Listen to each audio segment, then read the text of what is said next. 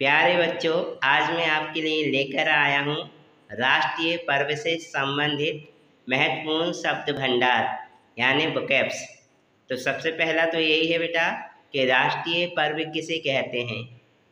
तो वे पर्व जो पूरा राष्ट्र मिलकर बनाता है उसे हम राष्ट्रीय पर्व कहते हैं। जैसे 15 अगस्त, 26 जनवरी, है ना। तो इन्हें राष्ट्रीय पर्व कहा जाता है और इसे इंग्लिश में क्या कहते हैं, नेशनल फेस्टिवल। ठीक है, तो इससे संबंधित देखिए आपकी शब्द भंडार क्या क्या है। तो पहला है आपका झंडा फहराना, इसको इंग्लिश में कहते हैं होस्टिंग द फ्लैग। झांकी को इंग्लिश में कहते हैं ग्लिम्स।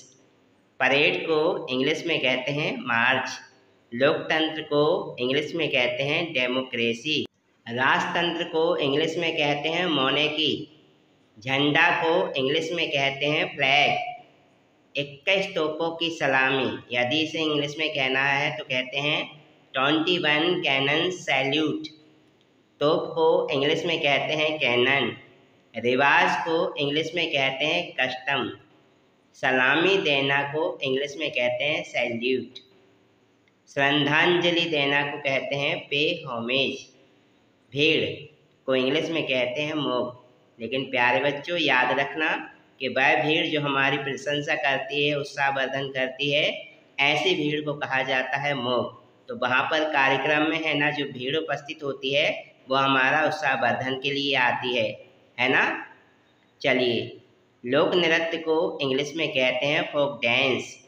राष्ट्र को सलाम, यदि इसे इंग्लिश में कहना है तो कहते हैं सैल्यूटेशन टू द नेशन। ठीक है, जब आप राष्ट्रीय गीत गाते हो या कोई कविता गाते हो ना तो उसे इंग्लिश में कहते हैं रिसाइट। याद रखना बेटा, जब कोई गीत गाते हैं तो उसे सिंग कहते हैं, ठीक है। लेकिन जब है ना राष्ट्रीय गीत गाया जाता है तो उसे रिसाइट कहा जाता है, ठीक है।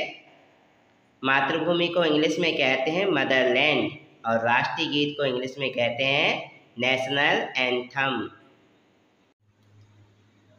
जयंती को अंग्रेजी में कहते हैं एनिवर्सरी। समाधि को अंग्रेजी में कहते हैं श्राइन। लेकिन प्यारे बच्चों, याद रखना जो महात्माओं की समाधि होती है उसे श्राइन कहा जाता है, ठीक है। देशभक्त को अंग्रेजी में कहते हैं पैट्रियट और देशभक्ति को अंग्रेजी में कहते हैं पैट्रियोटिज्म। पैट्रियोटिज्म। तुझे सलाम या सलाम करना को अंग्रेजी में कहते हैं हैट्स ऑफ। विद्रोही को अंग्रेजी में कहते हैं रिवोल्टिव। क्या कहते हैं, रिवोल्टिव। उत्साह को अंग्रेजी में कहते हैं एक्साइटमेंट। नारा को इंग्लिश में कहते हैं स्लोगन। क्रांति जो होती है ना, क्रांति को अंग्रेजी में बोलते हैं रेवोल्यूशन। क्या बोलते हैं, रेवोल्यूशन। खुशी से या प्रफुल्ल जो हो जाता है ना उसे कहते हैं जोकेंड।